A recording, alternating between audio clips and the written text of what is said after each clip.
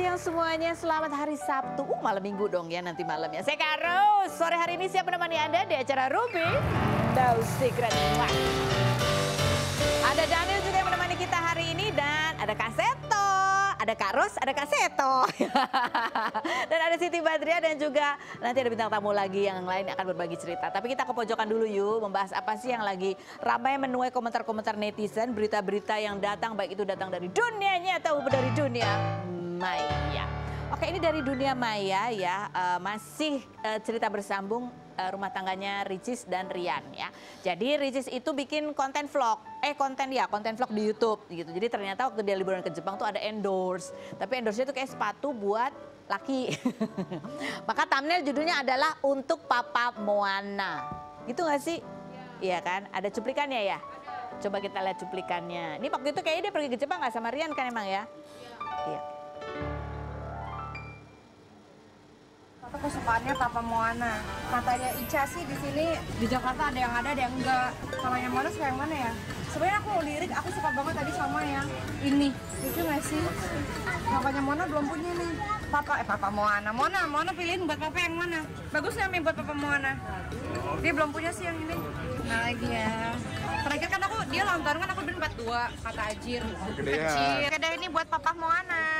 Semoga suka Papa Moana. Bukan endorse deng, aku kan sembarangan deh Suzon aja. Emang dibeli sepatu buat Papa Moana, baik dong ya dibeliin oleh-oleh kan ya. Cuman waktu di situ aja udah disebutnya Papa Moana, bukan. Biasanya manggilnya apa sih? Bang Tengku Rian, TR kan? Halo aja. Apa ini bestinya? Oh Bang Rian manggilnya ya. Saya dipanggilnya Papa Moana gitu. Nah habis itu hari ini ya Rian juga merepost story-nya, fotonya Ricis sama Moana gitu. Nah ini foto ini banyak, ini kayaknya galau gitu ya. Karena pertama kali ngepost itu kata netizen lagi-lagi. Kayaknya netizen itu lebih cepat daripada tim Rumpi. Terima kasih ya sudah menjadi mata kita. Sebenarnya ada tulisannya, kan ada tulisannya cantik terus hati-hati putih 2 gitu kan. Tapi kecil gitu di antara bunga-bunga sakura ini gitu tulisannya. Set. Tapi kata netizen sebelumnya tuh ada tulisan komentar ya bunyinya apa dah kalau di DM dibales dong Bu, apa gimana sih? Oh kalau di DM dibales dong Bu, tapi itu udah dihapus. Iya. Oh terus diganti jadi, oh tadi itu sebelum dihapus sama Tengku Rian ada bacaan DM-nya dibales dong Bu, tapi itu kecil nulisnya, pas udah 9 menit dihapus lagi sama Rian. Oh kasihan, galau banget itu kayak Rian ya, posting ntar dibilang alay lagi dihapus, posting lagi. Dan yang terakhir di foto itu juga udah dihapus lagi kan sama Rian. Udah nggak ada juga itu bunga-bunga sakura dengan hati-hati 2. Rian nggak apa-apa, posting lagi aja gitu. Nanti kan pasti netizen akan lapor kepada Ibu Icis ya kan. Jadi biarlah netizen itu menjadi penyambung lidahmu. Kalau emang kamu susah ngobrol sama Icis ya gak sih? Ya, atau nggak tungguin depan pagar lah Rian. Ya diusahakan, ayo kan masih muda-muda gitu, energi masih banyak. Komentar netizen coba kita baca ya. Ini mengkomentari konten YouTube-nya Ricis yang beliin sepatu buat Papa Moana. Kalau mau rujuk syaratnya mesti siap dijadiin konten, jangan berkarir sendiri. Oke, canda konten katanya. Lanjut, alasan kami rujuk part 1. Oh ini kayaknya sama kayak komentarnya si Kemal ya, yang dibilang katanya apa sih konten cerainya itu gitu ya. Itu sebenarnya ya walaupun dia konten kreator tapi sebenarnya ada banyak hal ya buat Ricis sebagai manusia biasa ataupun Rian sebagai manusia biasa itu sensitif gitu ya. Ada lagi berikutnya, Rian ini paham gak sih kenapa Rianya minta pisah gitu. Ada juga netizen-netizen yang perhatian dan memberikan semangat ya. Oke, banyaklah komentarnya itu ya. Ramai sekali. Mungkin Rian menghapus itu karena takut menuai banyak komentar nanti jadi ramai lagi. Ya begitulah ya. Ya udah selesaikanlah di dunia nyata ya. Nanti kalau udah akur baru sebarkan di dunia maya. Lalu datang ke Rumpi No Secret kalau udah rujuknya. Apalagi ya lebih bagus. Oke, yang berikut kita akan bahas bersama Kak Seto dan ada Sibat. Ini masih kaitannya dengan berita yang ramai kemarin ya. Ini viral juga walaupun bully di sekolah itu ada banyak sih sebenarnya yang terjadi ya. Dan banyak ragamnya gitu. Tapi kali ini ada yang viral karena salah satu terduga pelakunya itu adalah anak public figure gitu. Makanya ramai banget. Coba kita mau tanya-tanya sama Kak Seto dan ada Sibat juga. Profilnya berikut ini. Siti Badriah, pedangdut kelahiran 1991 yang mengawali karirnya dengan menjadi penyanyi sejak kelas 5 SD ini merilis single Lagi Cantik pada 2018 yang kini telah ditonton 700 juta kali hingga menjadi video musik Indonesia dengan penayangan terbanyak. Perempuan yang menikah dengan aktor Krisdiana Baharudin pada 2019 dan dikaruniai anak perempuan bernama Syarena Zenata Denali Baharudin ini 21 Februari kemarin mengaku panik karena kelingking suaminya yang patah saat syuting dan melakukan adegan fighting tanpa pemeran pengganti dan kini tengah menjalani proses penyembuhan dan memasang gips pada jarinya. Juni lalu, Siti Badriah sempat melakukan operasi pengangkatan tumor kelenjar getah bening pada bagian ketiak sebelah kanan setelah sebelumnya mengira benjolan tersebut hanya sebuah jerawat. Benarkah Siti Badriah semakin tertekan untuk merilis lagu baru karena khawatir tidak selaris lagu sebelumnya? Dan seperti apa kondisi kesehatan Siti Badriah saat ini? Seto Mulyadi, psikolog anak sekaligus Ketua Lembaga Perlindungan Anak Indonesia kelahiran 1951 ini mengawali karir menjadi asisten Pak Kasur pada 1970 dan dipanggil Kak Seto yang melekat sampai kini hingga mengisi acara aneka ria Taman Kanak-Kanak pada 1978 dengan membuat karakter si Komo. Ayah dari 4 anak yang masih aktif olahraga lari ini mempunyai gaya rambut berponi yang disebut anti badai lantaran tidak rusak walau dirinya loncat. Kak Seto yang memposting konten Can Everyone Stop Calling Me Kak bersama cucunya ini disebut netizen awet muda dan mengaku serum anti-agingnya adalah tersenyum. Karena kasus perundungan di sekolah yang sedang ramai dan salah satunya menyeret anak Vincent Rompis, video podcast Kak Seto bersama Vincent pada 2021 lalu kembali viral di mana Vincent mengaku anaknya yang sudah SMA suka membantah dan Kak Seto menyebut jangan takut melibatkan anak untuk diskusi agar anak mandiri dan bisa bekerja sama. Benarkah Kak Seto sudah menghubungi Vincent terkait kasusnya? Dan apa tanggapan Kak Seto tentang maraknya kasus perundungan? Saksikan kisah selengkapnya hanya di Rumpi No Secret. Oke, baiklah, Sabtu ceria bersama kakak-kakak. Ya, ada Kak Rus, ada Kak Seto, ada Kak Siti. Kak Siti. Oke, baik. Ini ke Kak Seto nih, kayaknya ini kita sebagai ibu-ibu juga perlu menyimak ya penjelasan Kak Seto ya. Ini kan yang lagi rame, ada 11 orang diperiksa gitu untuk kasus bullying di SMA. Ini usianya sekitar 17 sampai 18. Korbannya lebih muda lagi gitu ya. Dan ini masih beritanya juga simpang siur kejadian sesungguhnya seperti apa. Kayaknya belum ada keterangan resminya. Karena ada yang bilang katanya karena dia mau masuk geng gitu, makanya dipelonco. Ada yang ya nggak ngerti lah ya Kak Seto ya. Tapi yang menarik adalah di salah satu terduganya itu kan anaknya Vincent. Kemarin Vincent juga udah diperiksa polisi dan ada podcastnya, sempat kan Kak Seto diundang di acara podcastnya Vincent. Sempat ada konsultasi tuh mengenai bagaimana menghadapi anak remaja ya belasan tahun. Nah, kita lihat dan itu viral lagi. Coba kita lihat dulu cuplikan yang berikut ini. Anak saya ini udah 1 SMA. Kok kayaknya komunikasinya ini mulai kadang-kadang nih anak ngeyel banget. Jangan takut untuk melibatkan dalam suatu arena diskusi atau perdebatan, nggak apa-apa. Jadi dengan argumentasi masing-masing. Jadi itu tadi kan intinya supaya anak mandiri, tapi juga anak bisa bekerja sama. Ya, anak saya jadi lawyer kali, bantah mulu. Sedangkan kita ngasih kebebasan, tapi dia gini, jangan-jangan memang anak itu nggak bisa harus diatur gitu. Dikasih kebebasan itu, salah, dikasih. Ibaratnya kan ulur tarik begitu loh. Jadi jangan ditarik terus, jangan ulur terus gitu. Jadi ada fleksibilitas lah gitu. Ada saatnya berdiskusi, ada saatnya juga tegas kalau memang menyangkut pelanggaran-pelanggaran norma-norma. Nah, Kak Seto setelah kejadian ini udah sempat komunikasi lagi atau Vincent menghubungi gitu? Iya, memang belum. Belum ada ya? Belum, ya. Tapi Kak Seto sendiri melihat berita yang lagi viral ini gimana tanggapannya Kak Seto? Ya, kalau kami sendiri dari LPAI menerima banyak sekali laporan-laporan mengenai tindak kekerasan di wilayah sekolah ya.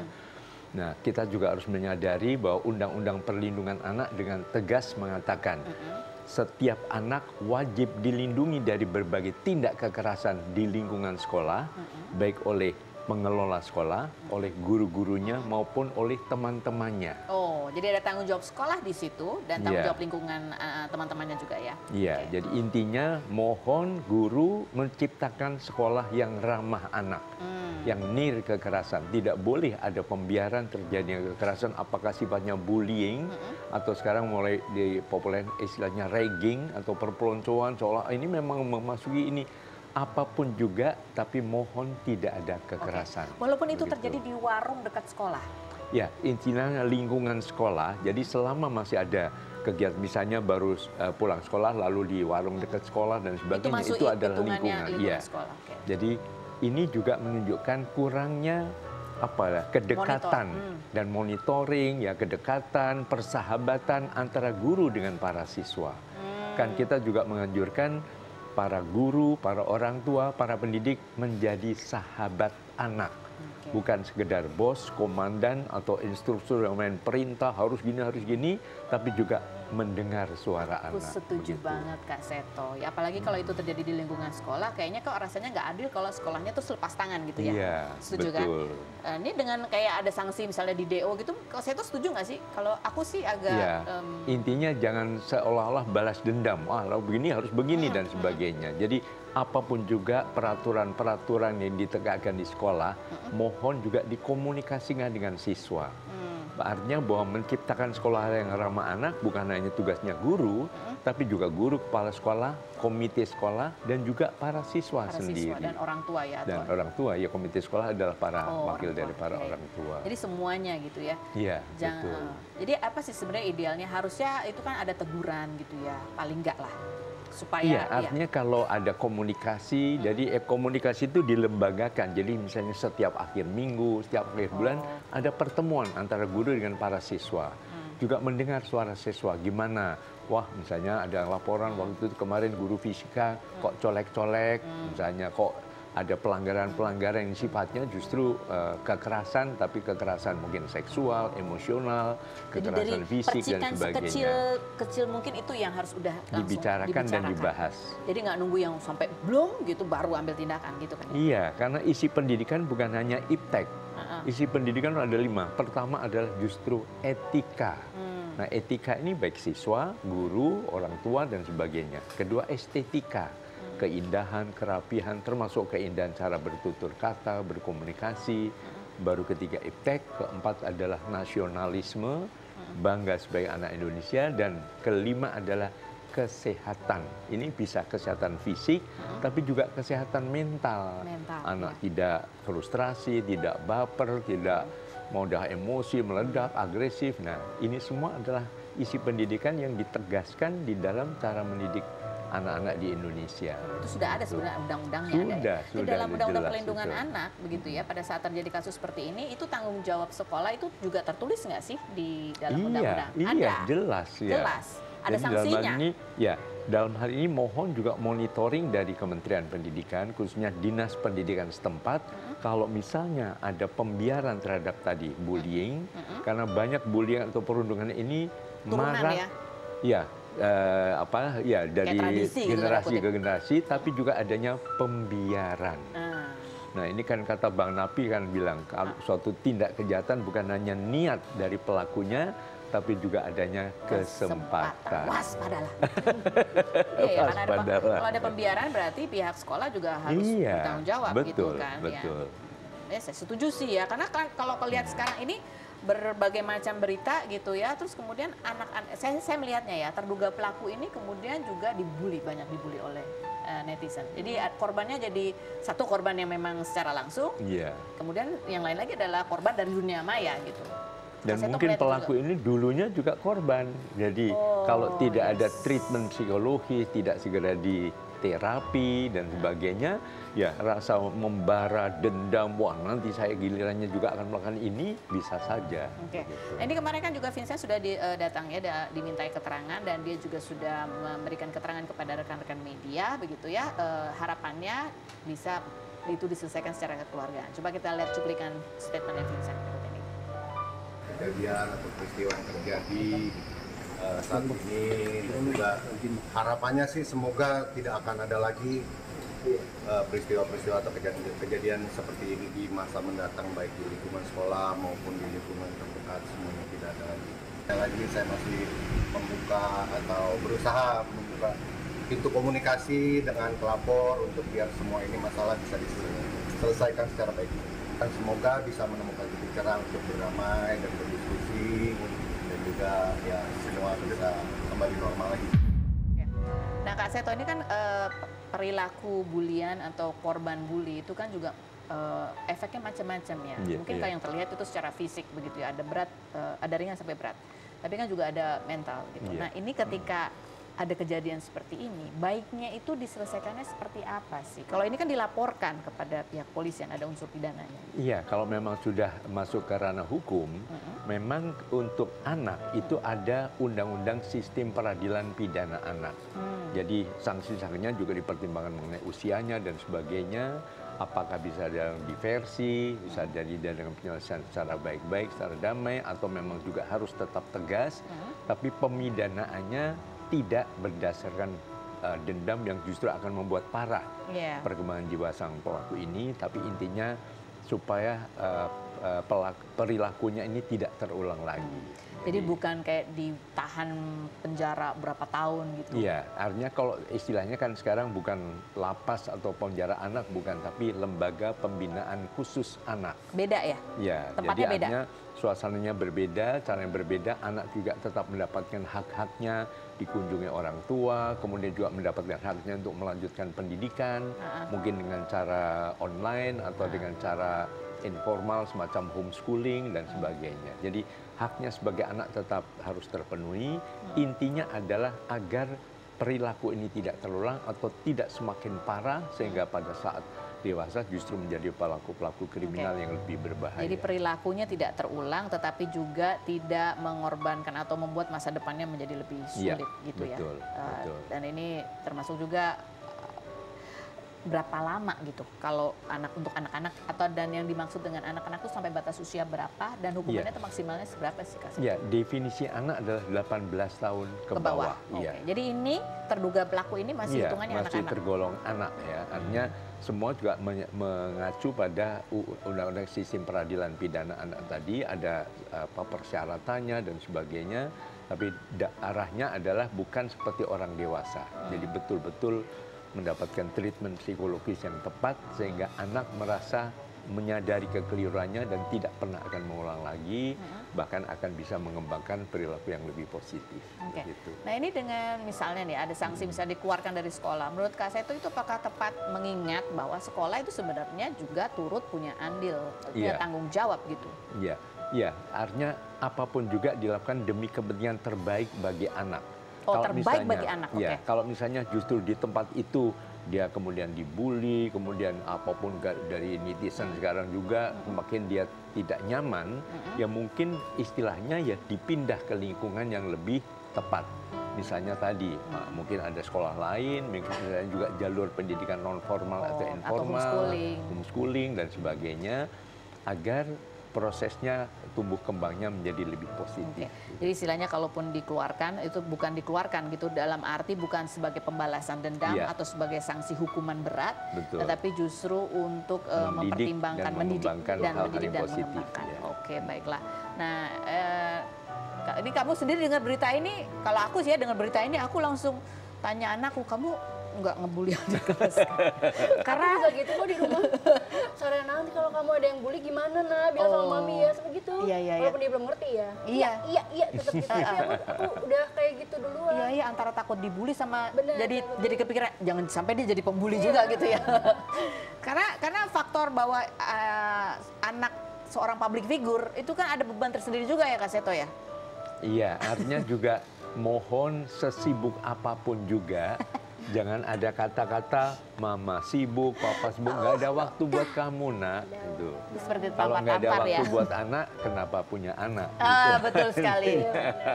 Orang tua juga bertanggung jawab ya kan. Nah, Kak Seto ini kalau secara pemulihan ini kan semua ini diatur, undang-undang itu diatur adalah untuk kepentingan anak. Untuk baik anak yang menjadi korban ataupun juga terduga pelaku yang kemungkinan juga dia dulunya adalah korban gitu ya. Jadi selain tadi ada pembinaan gitu, apalagi sih yang disiapkan oleh negara gitu untuk ya membantu mereka ini yang terlibat semua? Iya, artinya kita punya Kementerian Pemberdayaan Perempuan dan Perlindungan Anak. Dan ini kementerian ini juga dulu adalah hasil dari perjuangan yang didesakan juga oleh LPAI dan akhirnya ada, walaupun digabung dengan Kementerian Pemberdayaan Perempuan. Nah, intinya juga terus menghimbau bukan hanya ciptakan sekolah yang ramah anak, mungkin masjid yang ramah anak, keluarga yang ramah anak, tapi juga adanya kabupaten dan kota yang layak anak. Dan itu kan ada penghargaannya kan. ada penghargaannya, ada predikatnya dan sebagainya. Nah, ini juga mohon juga bisa menjadi bahan pertimbangan. Apakah kabupaten atau kota itu perlu diturunkan lagi peringkatnya? Gitu. Kalau ada kejadian seperti itu di daerahnya, karena ini kan tanggung jawab bersama kan. Apalagi Tangsel ini dulu pernah dapat rekor muri sebagai kota pertama di Indonesia yang RT-RT-nya sudah dilengkapi dengan semacam Sparta, seksi atau satgas perlindungan anak di tingkat rukun tetangga.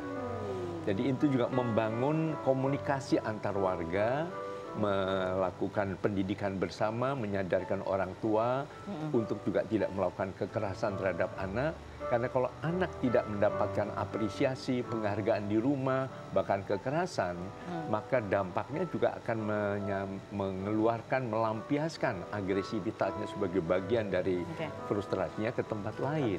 Jadi sebaiknya yang terpenting adalah justru pencegahannya gitu ya. Dan bagaimana ya nggak usah nunggu negara yang besar, tapi pemerintah daerahnya itu juga bisa memberikan pelayanan gitu ya. Betul. Membangun, membina sekolah-sekolah khususnya dinas pendidikan. Oke, baiklah. Nah ini masih banyak pertanyaan ini soal doxing nih Kak Ros sampean. Kak Seto, kenapa jadi Kak Ros sih? Kak Ros kan ini ya, ini Kak Siti. Soal doxing, ini kan anak-anak zaman sekarang terutama gitu kan, mereka juga terpapar bulian itu bukan secara langsung saja, tapi secara online gitu ya. Ini gimana kalau secara undang-undang ya nih Kak Seto? Iya, artinya begini, kalau ini mungkin dari segi psikologisnya, mohon juga disadarkan kepada anak-anak untuk juga tidak sekedar mendapatkan informasi dari satu sisi saja. Oh ya. Ya, informasi atau berbagai hal-hal hanya satu sisi, media sosial saja, misalnya. Toh juga ada kadang-kadang sibuk di media sosial tapi lupa orang-orang terdekatnya, lupa komunikasi dalam keluarga. Nah, mohon ada semacam lembaga yang betul ditegaskan dalam keluarga, misalnya ngobras, ngobrol bareng asik. Setiap akhir minggu ada diskusi dalam keluarga, rapat keluarga. Untuk membahas? Ya, membahas berbagai permasalahan. Termasuk yang viral-viral misalnya di media sosial. Iya, artinya permasalahan itu kalau remaja mungkin menyangkut pacarnya, mungkin menyangkut gurunya, sahabatnya. Seorang anak yang kemudian diasingkan oleh teman-temannya, kemudian di dalam keluarga juga tidak pernah didengarkan. Ya mungkin karena reaksinya yang tadi salah satu jadi ngelawan, jadi bantah, tetapi sebetulnya di balik itu karena dia tidak merasa mendapatkan teman sama sekali.